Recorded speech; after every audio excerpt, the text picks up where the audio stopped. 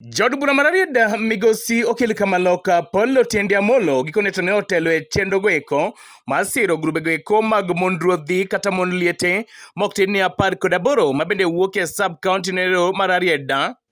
Ka bende sir mabende mond ruodhi maket kod magi ne oyudo ok tin ne kwan omenda madirom 900,000. Maendi no biro kotenore kod arambe no ero mabende notim kod ogai maduong' Busiasa mar ODM migosi Oburu Oginga gidwaro mar siro mond ruodhi go eko e Siaya County mangima.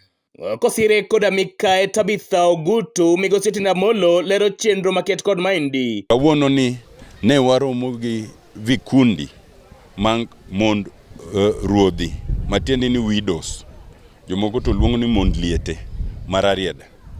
Waromo gi mond ruodhi vikundi 18 mamoro ka moro no chung'ne gi mine 5. Magi gin groups mag mond ruodhi mano ter nying gi kanwa timo arambe Siaya mar mond ruodhi ma Siaya ngima. Arambe manolos kendo nochung'ne gi Senator wa Dr. Oburu Oginga.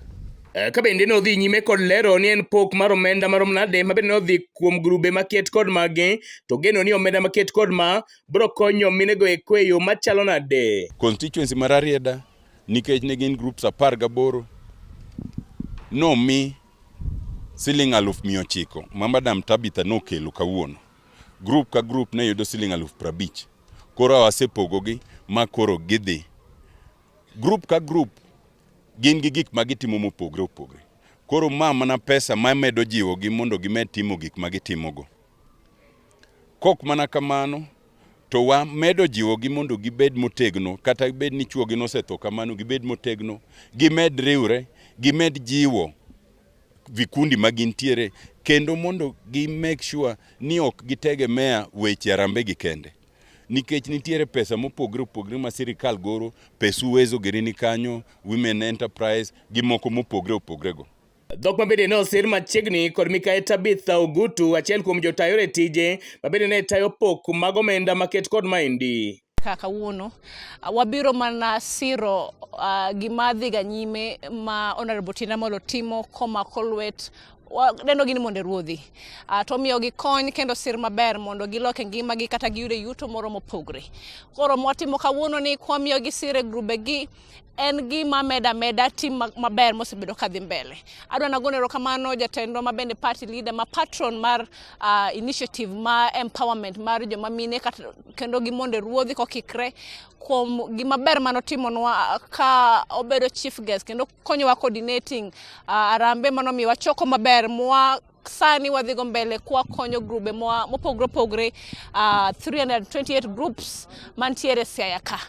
Migae Tabitha nodhi nyime kod lero ni pok maket kod magi okoromo minego eko ka bende okwagi ni girire gimanyo omenda e grube mopogre opogre mag piny owacho mondo ginyal jolo ngimagi go eko makiny.